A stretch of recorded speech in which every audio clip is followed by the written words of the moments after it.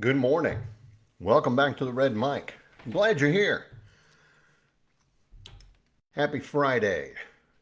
These Red Mic messages are leadership and life lessons I've picked up from 25 years as a public servant, 16 years as a youth football coach and scouting volunteer, and 10 years as a mediocre athlete with far more heart than actual physical ability. Today's Red Mic message: lessons from Moneyball on how to fire people.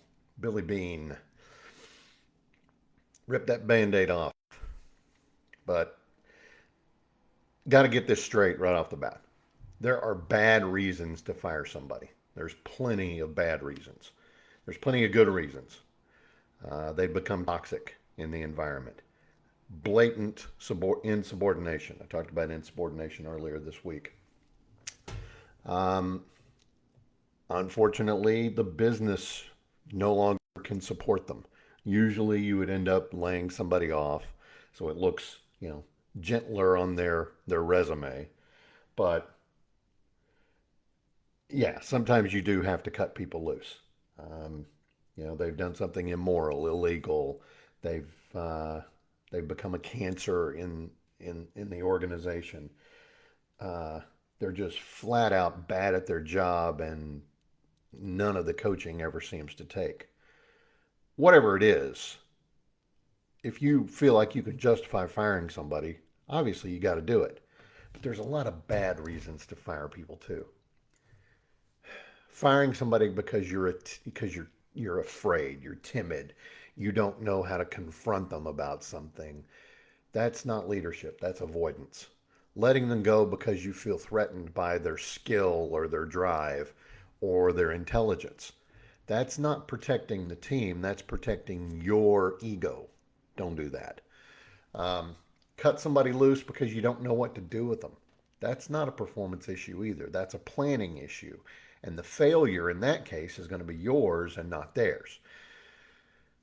The hardest part of the job is usually the people part. And the hardest part there is sometimes when you have to look somebody in the eye and say, you're not on the team anymore.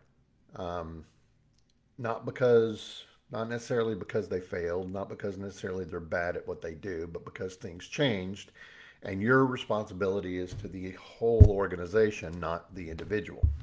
Now, in Moneyball, Billy Bean taught us, the easy way, not the easy way, but the smart way to do it. He was talking to Peter Brand about how to deliver tough news to a player who's been traded or cut. And his advice was simple: be direct, be brief, be respectful. Um, Ran into a former coworker a few weeks ago, and she told me that I taught her that lesson. And makes you feel good knowing that you've rubbed off on somebody like that. So, no long speeches, no justifications. Just tell them, here's what's happening. You know, if you want to give them a little bit of the why, fine, but usually they probably already know the why. Tell them what's happening and what they need to do next. Now, in Moneyball, it was okay, we're trading you to the so and so's, and uh, here's some information. That's the travel secretary. They will handle all of your movement. Uh, let them know what you need as far as your logistics, and thank you. And then you shake your hand, and then you're done. Boom, over. Some people will say that, well, that's cold. No, honestly, I think that's actually compassionate. Because if you start giving them a whole lot of reasons, they're going to start justifying things in their head. And frankly, that can also end up leading to them wanting to sue you or something. You might get sued anyway. But, you know, Joe Friday, just the facts, ma'am. Uh, this is what we're doing. This is why. Thank you. Goodbye. Done. Quick and easy. Over. Pull that band aid off quick. Because if you delay the conversation, you try to soften the blow too much or explain your way, you might end up in a circle. And you're not helping that person. You're helping yourself feel better, maybe, but they're left confused, anxious, or worse, they think, oh, so you're telling me there's still a chance. No, Jim Carrey, there is no longer a chance. Actually, I think that was He was Lloyd, right? In Dumb and Dumber. It's been too long since I've seen that really silly, stupid movie. No, there's not a chance. It's over. Like Ferris said, go home. The movie's over. Go. Right? So, again, I've had to fire good people, people that I liked, people who maybe didn't deserve it in the way that we usually define the word deserve. And I have always hated firing people, even if I knew it was the right thing to do. If you like firing people, you're probably a sociopath and you probably shouldn't be in a leadership role. Leadership, though, means you've got to carry that burden because no one else can.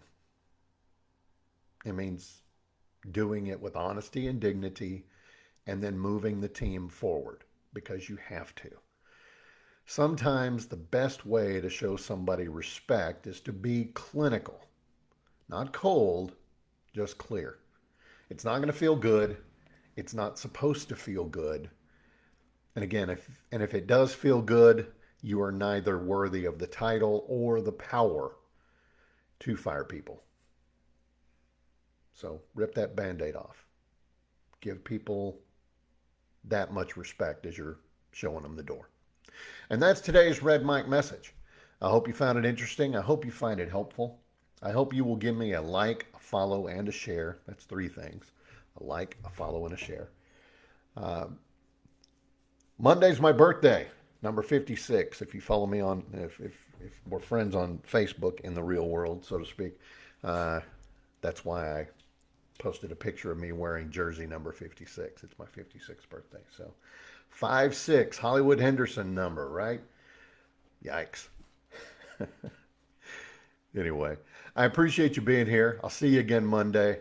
Go out there, have a great weekend. Go out there today, knock the cover off the ball.